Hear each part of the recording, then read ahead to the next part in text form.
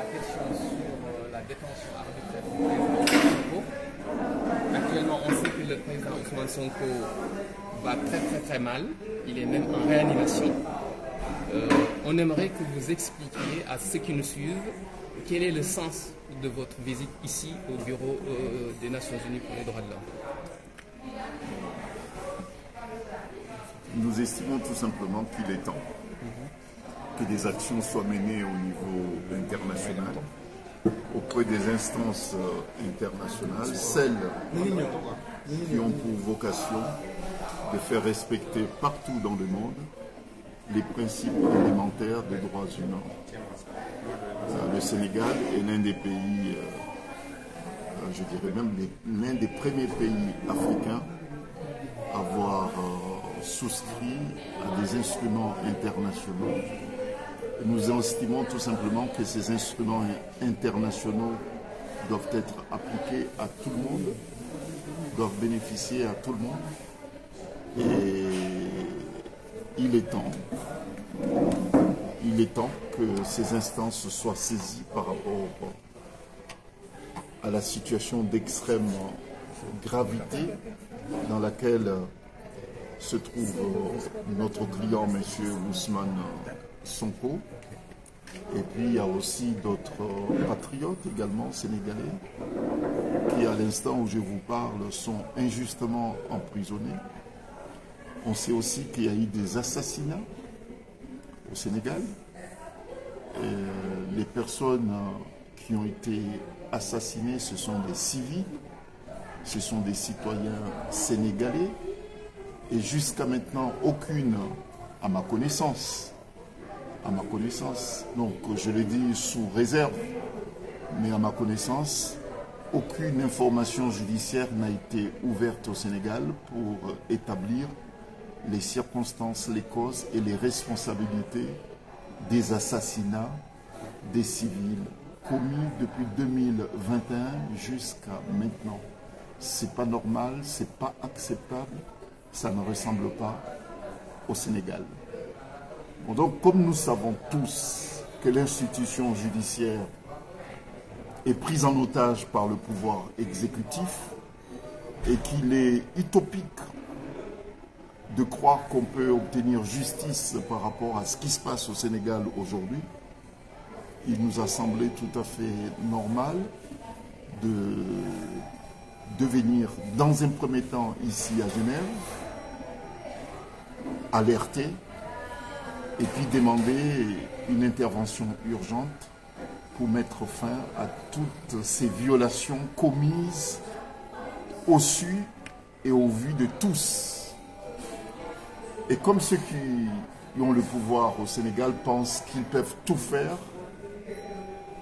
et qu'ils agissent en toute impunité, écoutez, nous sommes désolés, mais bon, le Sénégal est aussi soumis à des obligations internationales. Le pouvoir exécutif, comme le pouvoir judiciaire et le pouvoir militaire, sont aussi soumis à des règles internationales, des règles supranationales qui doivent être respectées et appliquées. Donc nous sommes venus demander l'application de ces règles au Sénégal.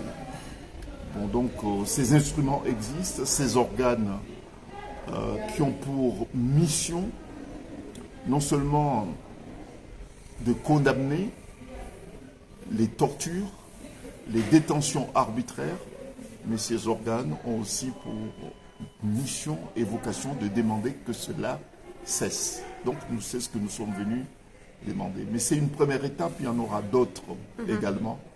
Parce que si Macky Sall se permet avec ses collaborateurs, que ce soit les ministres qui se sont substitués aux juges, puisque c'est très rare de voir un procureur au Sénégal prendre la parole.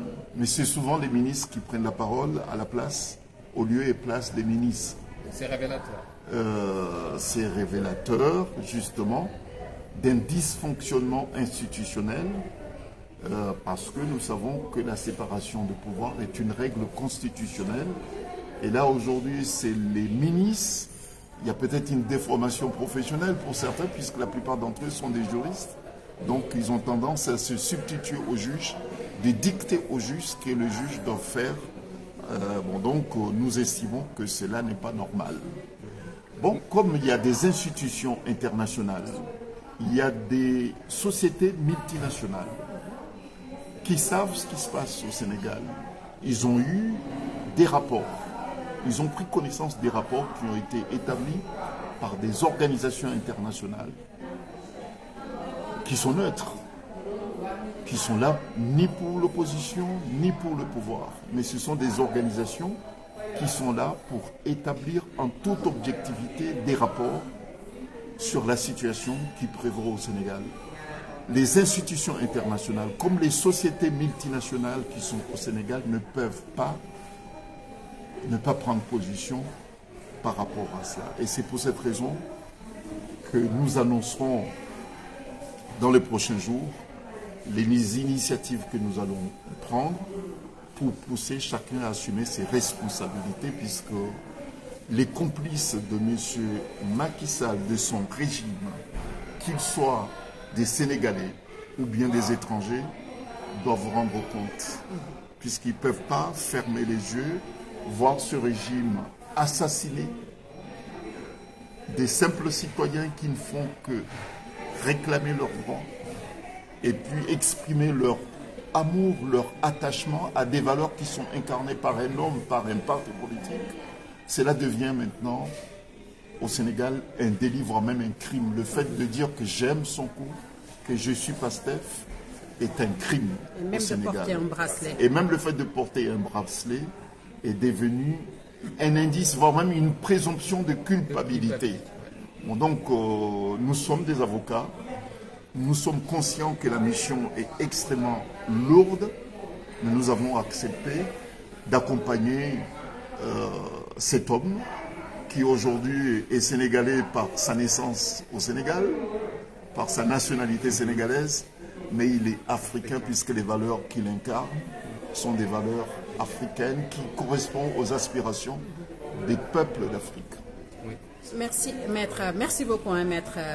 Merci aussi de me donner cette parole-là. Moi, je voudrais juste commencer par vous remercier par tout ce que vous êtes en train de faire et tout ce que vous avez déjà entamé en termes de lutte pour que notre président Ousmane Sonko puisse être libéré. Je l'avais dit à votre confrère Juan Branco lors de la conférence de presse qu'il avait tenue à Paris. Je vais vous reposer encore cette même question de savoir qu'est-ce qui vous motive à aider le peuple sénégalais. Mais avant d'arriver à cette réponse-là, je vois que vous êtes venu avec une équipe, dont M. Babacar Fall qui est là, qui vous a accompagné, Tiemoko et puis d'autres personnes qui sont là.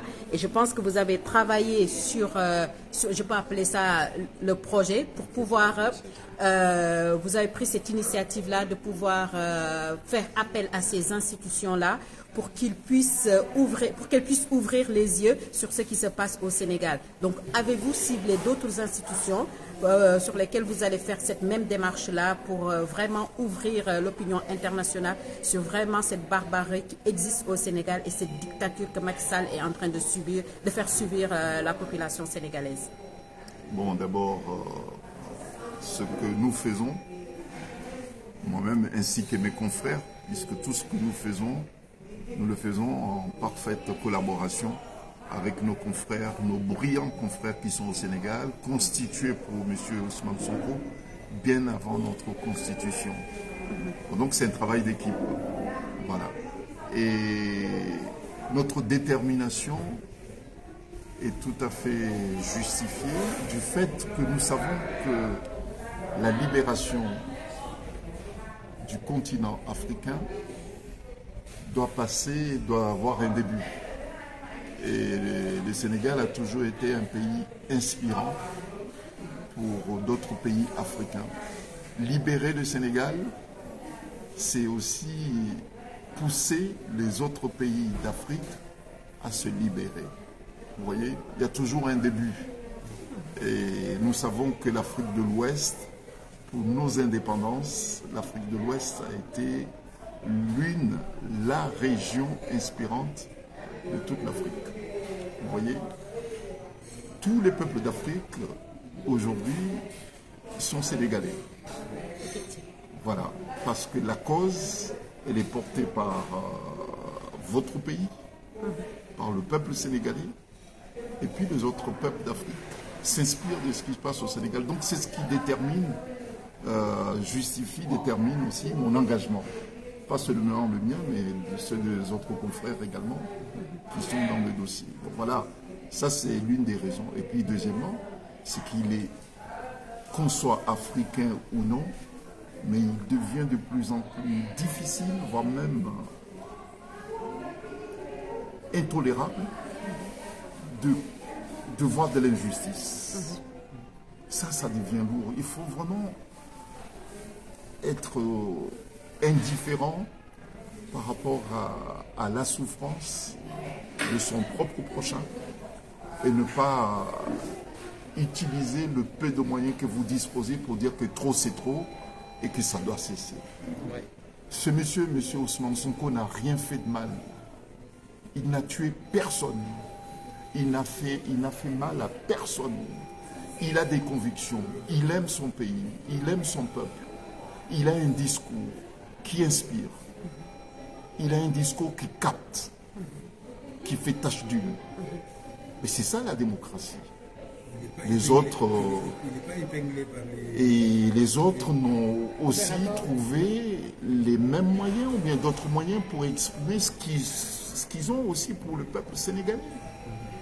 On lui a collé une affaire de viol qui ne tenait à rien. On lui a collé une autre affaire de diffamation et finalement on s'est rendu compte que l'institution judiciaire était beaucoup plus motivée que la soi-disant victime, à savoir le ministre de Tourisme, etc. Il est venu pour demander réparation, c'est son droit le plus absolu. Il a obtenu 200 millions de francs CFA en réparation, soi-disant des propos qui auraient mis à mal sa considération et puis sa dignité. 200 millions, s'il vous plaît. Alors qu'on sait qu'il y a des gens qui ont été assassinés, d'autres qui ont subi des crimes, qui sont victimes des crimes, au Sénégal comme partout, n'ont jamais eu autant d'argent. Surtout qu'il est épinglé, voilà. Justement pour un dossier sur des milliards. Donc ça c'est autre chose. Mais je vais dire tout simplement que c'est la première fois, c'est une jurisprudence qui fera le tour du monde. Oui. Le fait qu'un ministre obtienne 200 millions, les gens le disent rarement, mais c'est quand même révélateur d'un malaise judiciaire. Qu'un ministre obtienne 200 millions de francs CFA parce qu'il aurait été diffamé, alors qu'on sait qu'il y a des victimes des crimes qui n'ont jamais eu autant d'argent et puis autant d'attention, etc. Bon, donc ça c'est le deuxième fait. Il a été jugé dans cette affaire à son absence alors qu'il était malade avec des documents médicaux à l'appui, mais comme il fallait absolument l'empêcher, mettre tout en place pour l'empêcher de ne pas être candidat, donc ils ont expédié cette affaire et puis l'ont jugé à son absence. Et puis il arrive cette affaire, soi-disant de viol, qui finalement ne tenait pas du tout debout. Et comme il fallait lui coller quelque chose, bon, on a dit que bon, il est passible d'une peine en raison d'une corruption de la jeunesse. Bon, c'est ce qui justifie aujourd'hui, c'est ce qui est évoqué pour l'écarter, essayer de l'écarter de la campagne présidentielle à venir. Donc à partir de là, lorsque vous avez un minimum de conscience, et que vous avez l'occasion de dire que non, il faut que ça cesse, cette injustice, ben on s'engage. On s'engage. On dit que non, trop c'est trop. C'est pas ça. Mais il y a le fait que son domicile a été barricadé. Et pendant des mois et des mois, le fait que ses avocats ont été empêchés d'accéder sur le lieu où se trouvait le client. Même le prisonnier, celui qui est en prison déjà, il a droit à bénéficier des parloirs de ses avocats, des visites de ses avocats. Aucune décision de justice. Sans aucune décision judiciaire, ni une décision administrative. En tout cas, aucune décision ne lui a été notifiée pour dire comme quoi il est assigné à résidence. C'est à partir de là qu'on parle de séquestration. Oui. Et ceux qui ont pris cette décision, ils savent que le fait de détenir une personne, même une seconde, le fait de le priver de ses libertés est une infraction, donc qui est passible à des peines. Donc ces gens-là ne peuvent pas rester sans être jugés un jour, alors que celui qui n'a rien fait est non seulement emprisonné, mais il risque sa vie. Il risque sa vie par rapport à une volonté affichée de certains qui veulent rester au pouvoir le plus longtemps possible. Donc, il s'agit des faits qui sont précis, circonstanciés, et ces faits ont une qualification pénale. Moi, je suis désolé de le dire, mais lorsqu'une personne est victime de persécution, la persécution peut être administrative, elle peut être judiciaire, elle peut être psychologique. La persécution, en tout cas, les textes, les instruments internationaux le disent clairement, une persécution constitue aussi une forme de torture. D'accord. Et c'est passible à des peines extrêmement lourdes, Oui. et personne ne peut se renfermer sur le velours de l'immunité, que ce soit diplomatique ou bien des fonctions qu'il occupe, pour dire qu'il ne peut être poursuivi. Non. Et c'est pour cette raison que nous ne laisserons rien de côté et que nous utiliserons tous les instruments diplomatiques, internationaux, juridiques à notre disposition pour tenir tête à ceux qui veulent abattre notre client. Oui.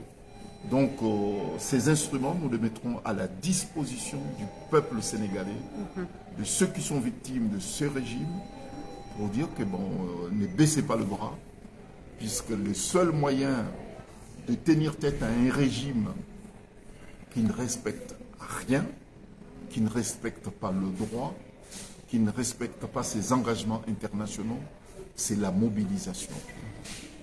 La mobilisation, il y a plusieurs formes de mobilisation. Il y a la mobilisation populaire, il y a la mobilisation politique. Nous, de notre côté, on mène une mobilisation internationale. C'est l'engagement que nous avons pris d'internationaliser ce dossier, ce qui se passe au Sénégal.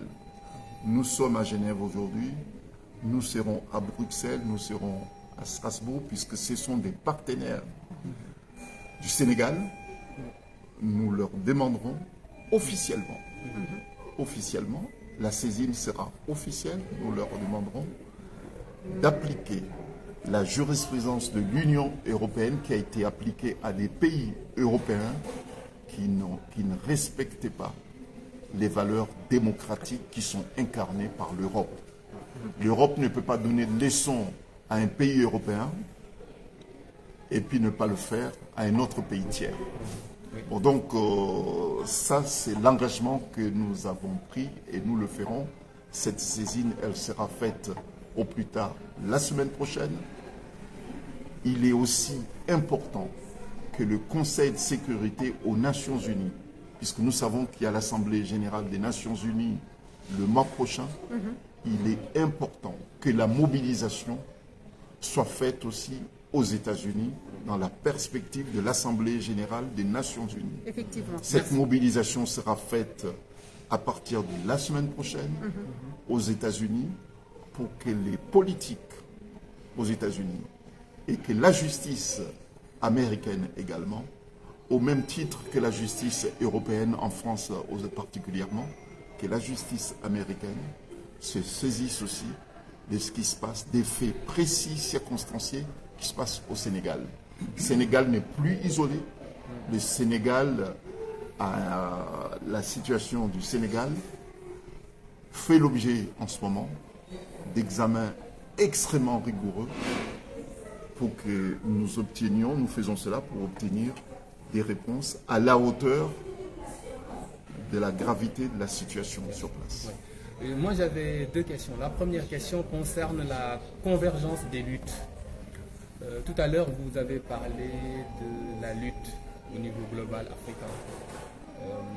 moi je pense que ce qui se passe au Niger n'est pas du tout déconnecté de ce qui se passe au Sénégal. Parce qu'on a vu l'arrivée au pouvoir de tous ces régimes militaires-là a été induit justement par une manipulation de la démocratie. Et là, on voit très bien que le chemin que prend Macky Sall risquerait de faire basculer le Sénégal dans un régime militaire et que ces régimes, on a toujours dit que le Sénégal n'a jamais eu de coup d'État et tout ça, mais en tout cas, actuellement, tous les éléments sont en place pour que les militaires puissent prendre le pouvoir au Sénégal. Et ça, je pense que c'est un fait très, très, très grave pour lequel on doit prêter l'attention. La deuxième question, c'est concernant l'arrivée de Ngagne Demba Touré au Mali. Ngagne Demba Touré, c'est le leader de la jeunesse patriotique qui s'est réfugié au Mali. Donc la lutte vient d'avoir son premier réfugié politique.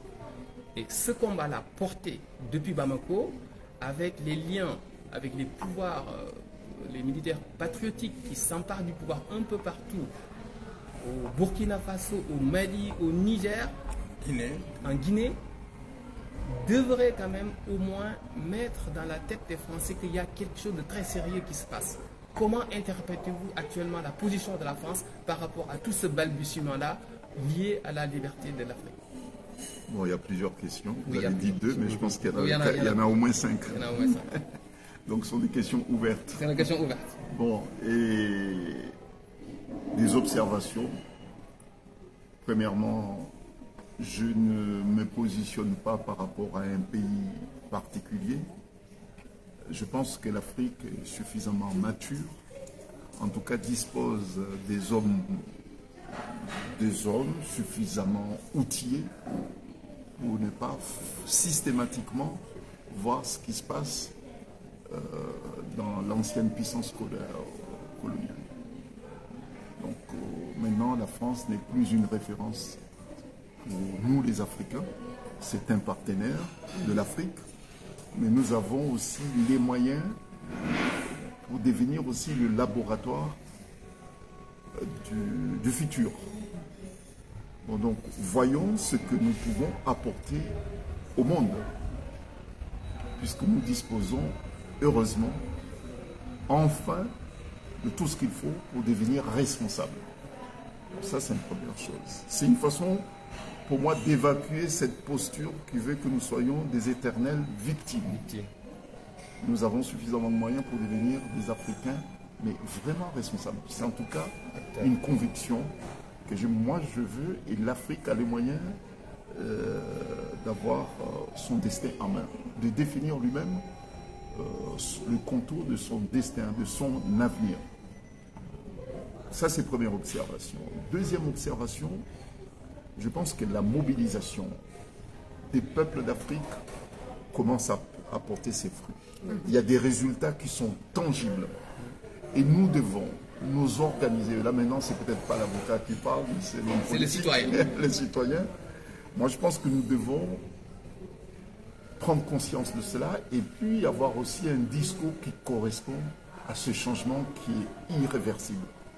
Il suffit de voir la position de l'Union africaine qui, lorsqu'il y a un changement d'un régime, est le premier à condamner, à demander à ce que les militaires se rendent sur place pour rétablir l'ordre constitutionnel.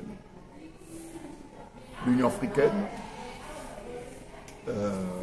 est très prudente, et désormais très prudente, puisqu'elle n'a pas suivi les recommandations, voire même les décisions, en tout cas n'a pas entériné les décisions de la CEDEAO. Ça, c'est quand même une victoire, non pas de l'institution elle-même, c'est une victoire des peuples d'Afrique, puisque l'Union africaine, c'est, à mon avis, a pris en considération l'opinion africaine. Et le Sénat nigérien. Voilà, il y a d'autres institutions de certains pays qui ont rejeté. Donc c'est une victoire, mais exceptionnelle des peuples d'Afrique.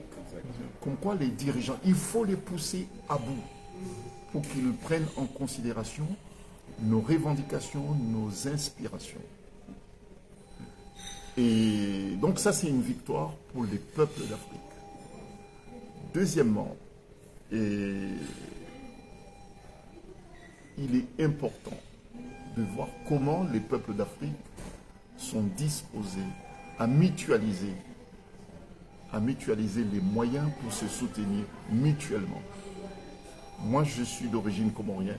J'ai reçu un appel d'un jeune Comorien qui est en Tanzanie, qui m'a appelé la semaine dernière pour me dire, écoutez, comme vous êtes proche de certains milieux africains, est-ce qu'il serait possible pour vous d'intervenir pour que je me rende au Niger pour apporter aussi mon concours à l'armée nigériane?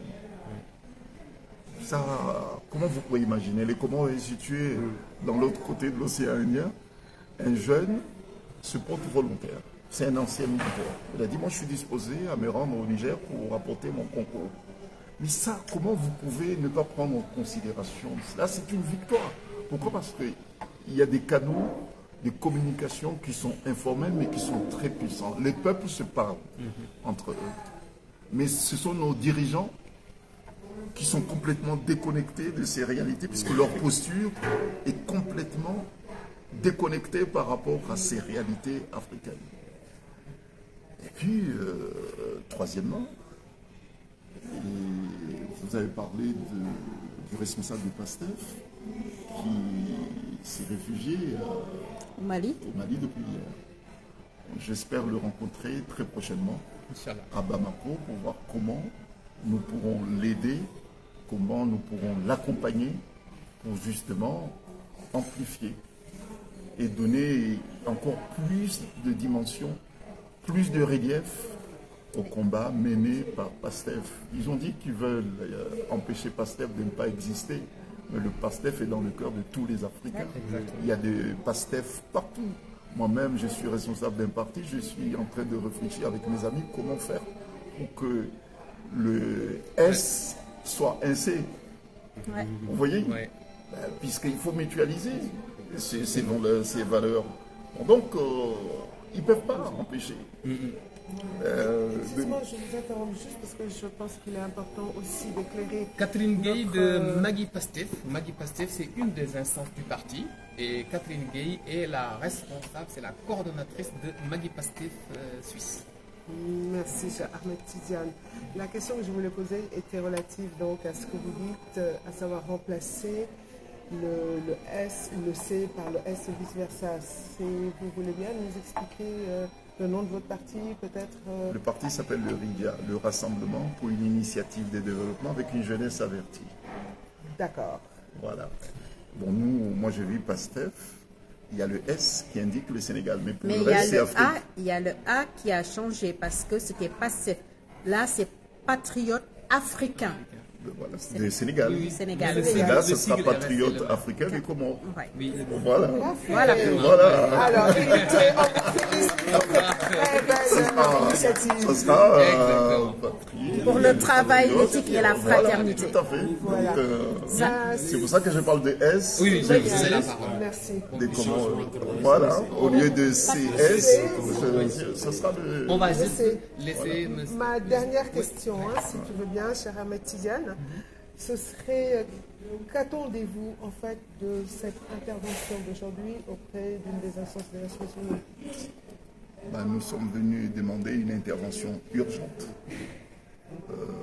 des institutions des Nations Unies qui sont habilitées à intervenir pour mettre fin à toute forme de violation des instruments internationaux, notamment des droits de l'homme. Et puis mettre fin, là on est dans un cas d'une extrême urgence, gravité et urgence, puisqu'il est question d'une personne qui est en réanimation. Bon voilà. Bon, donc c'est une personne de 2021. Je ne parle pas de la situation d'avant, mais de 2021 jusqu'à 2023 est victime des persécutions Ouais. administratives, judiciaires, militaires. Ouais. Et puis il arrive un moment où vous ne pourrez plus tenir Ouais. physiquement, Ouais. puisqu'on est avant tout des êtres C'est le humains. cas. Après 19 Voilà. jours de grève de la Et faim, puis il y a la grève de la faim, mais Il je est veux dire en que la grève de la faim, réanimation. c'est la conséquence d'une situation qui est devenue de plus en plus. On parle même de séquelles irréversibles. certainement. Certainement. Ça, c'est- Pensez-vous que, quelles que soient les décisions qui seront aujourd'hui peut-être pas prises, mais envisagées pour mettre fin à cette persécution que subit notre leader, le président Ousmane Sonko, donc président du parti PASTEF, qui est un parti qui continue d'exister malgré tout ce qu'ils veulent nous faire croire, est-ce que ces décisions pourraient ne pas être respectées par l'État, le gouvernement du Sénégal?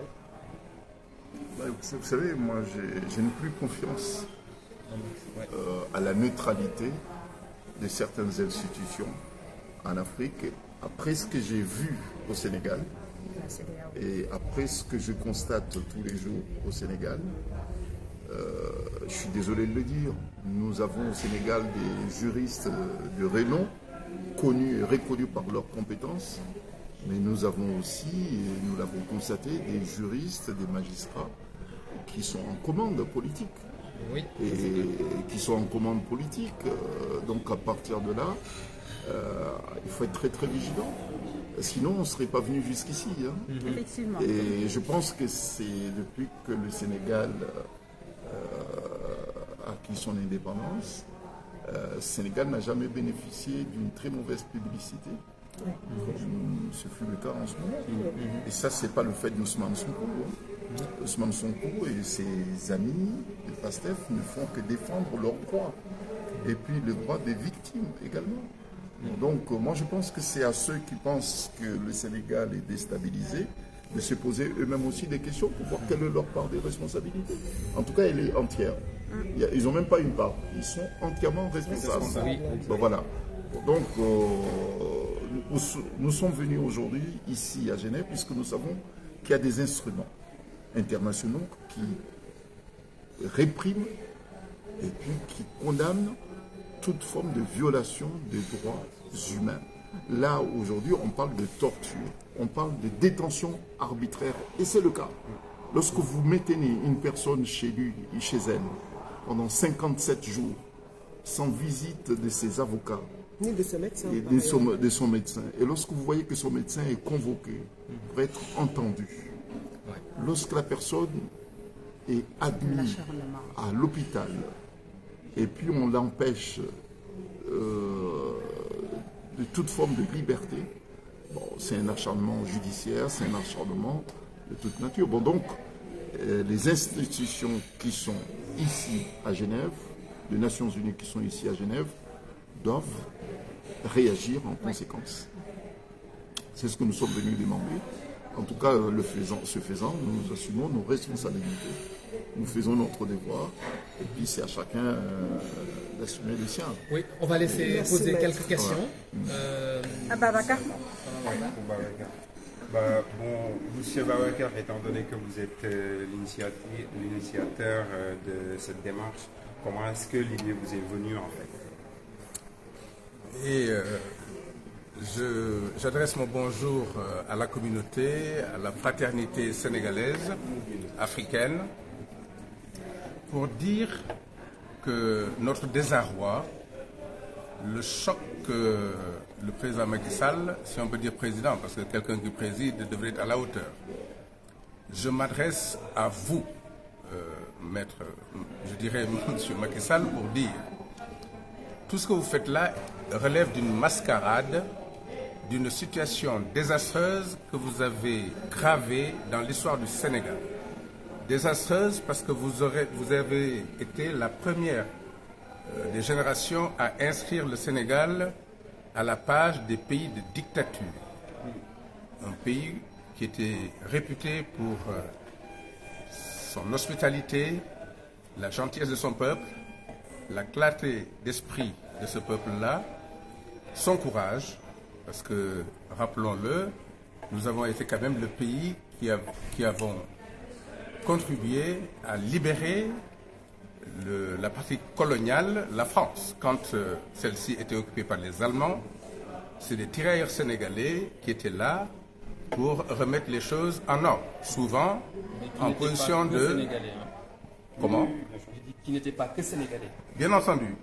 Africaine, tirailleurs sénégalais, c'était le bataillon qui était ainsi appelé.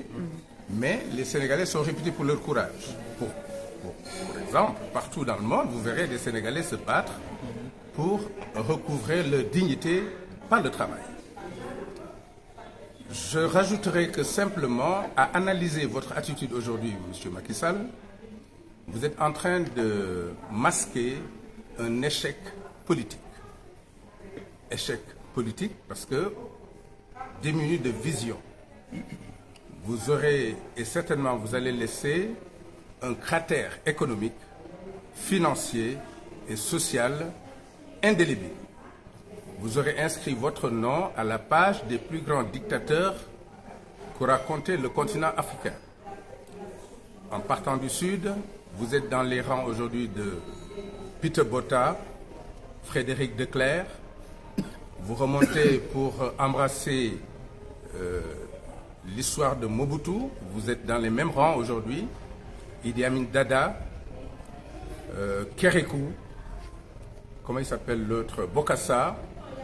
Donc vous voyez un peu la page à laquelle Azali aux Comores, qui fait tout pour taire ses faits et gestes, dans la dictature, la tuerie, et ça n'est pas de votre notoriété, du moins de la notoriété que l'on attendait de vous.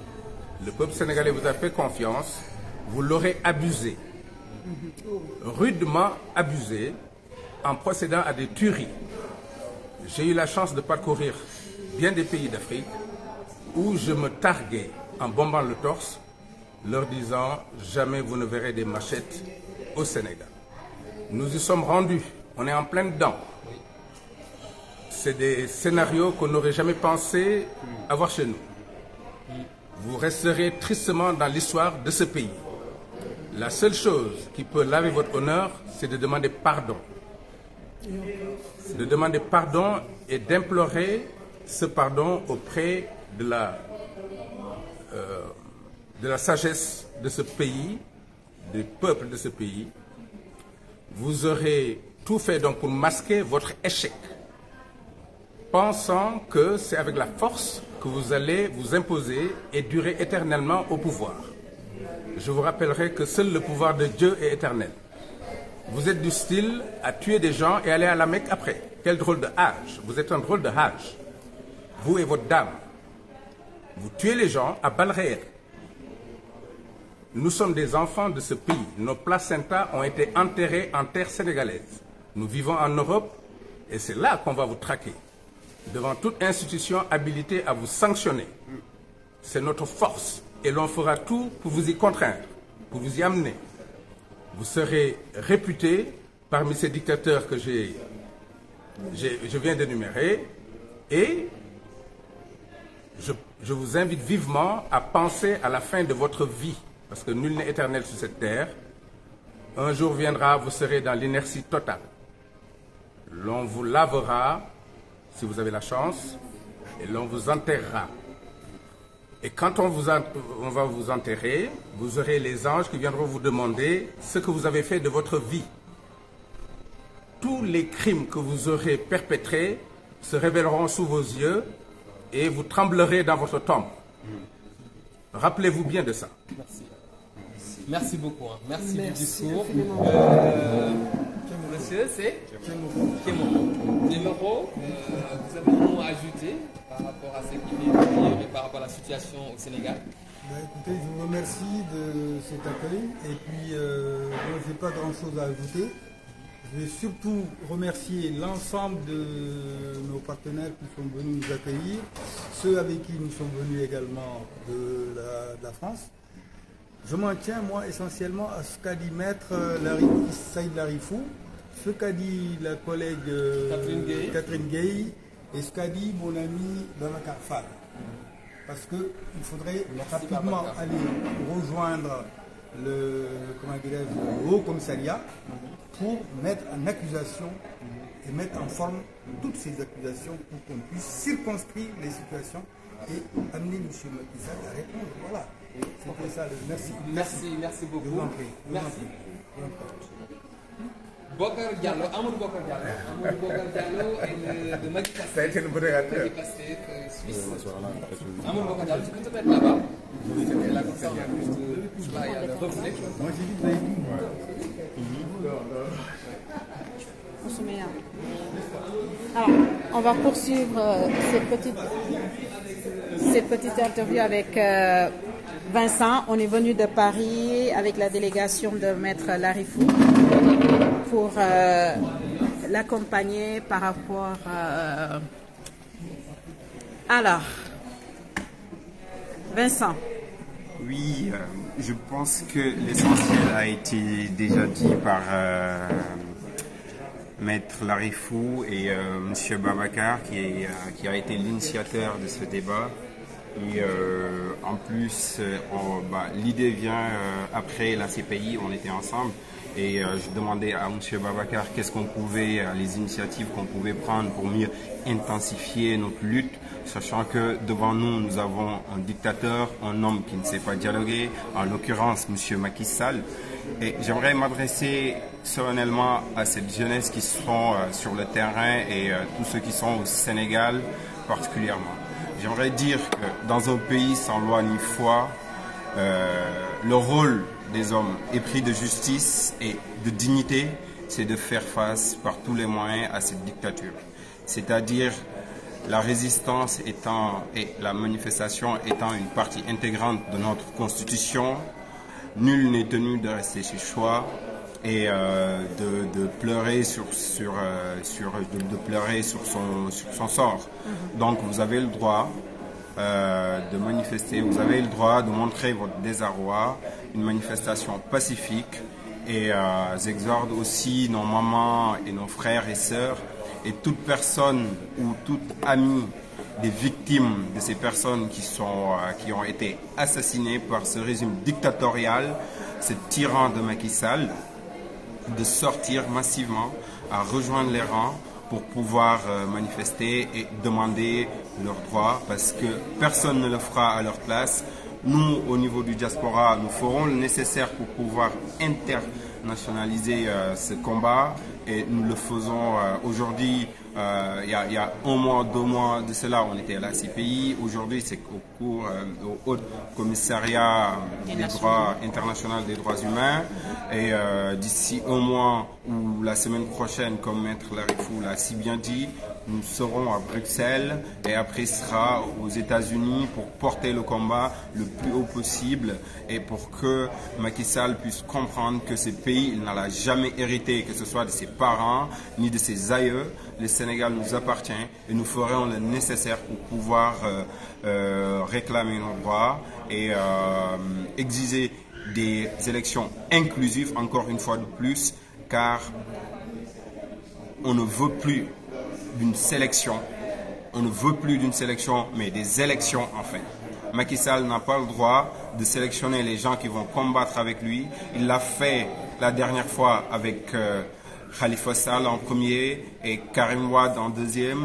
Donc nous, jeunesse africaine, et nous, jeunesse sénégalaise en particulier, je demande à tout le monde de se mobiliser pour pouvoir dire non à cette dictature et de pouvoir exiger la libération de Ousmane Sonko et de tous les détenus qui sont en prison, tous ces détenus arbitraires, tous ces détenus qui courpissent et au niveau des cachots, et que seule la lutte libère et on ne peut pas faire autrement. Merci beaucoup. Merci beaucoup Vincent. Alors, comme vous le voyez, nous sommes ici en direct de Genève avec Maître Larifou en attendant l'arrivée de Maître Juan Branco. Je vous donne rendez-vous après l'entretien qu'ils auront avec le haut commissaire chargé des droits humains ici à Genève. Donc après l'entretien, j'espère qu'on pourra voir Maître Larifou et Maître Juan Branco nous dire ce qu'ils ont pu l'entretien qu'ils ont eu avec le haut commissaire et puis qu'ils nous fassent un retour, un feedback par rapport à ça. Espérons que ça va porter ses fruits parce que, comme on a dit, c'est la mobilisation partout et par rapport à chaque type de mobilisation. Donc, il y a une mobilisation qui se fait sur le terrain, il y a une mobilisation qui se fait à travers les manifestations. Pour rappel, le samedi 19, il y a des manifestations pacifiques un peu partout au niveau du Sénégal. Nous vous invitons vraiment à sortir massivement pour décrier l'injustice et le manque de démocratie qu'il y a dans notre pays. Et à Paris aussi, nous allons faire une manifestation à la place de la République à Paris. Tout ça pour montrer notre désaccord avec les pratiques de Macky Sall. Tout cela pour qu'on puisse libérer notre président Ousmane Sonko et l'ensemble des détenus politiques. Nous vous donnons rendez-vous un peu plus tard dans la journée pour vous donner la suite des informations. Merci beaucoup à vous.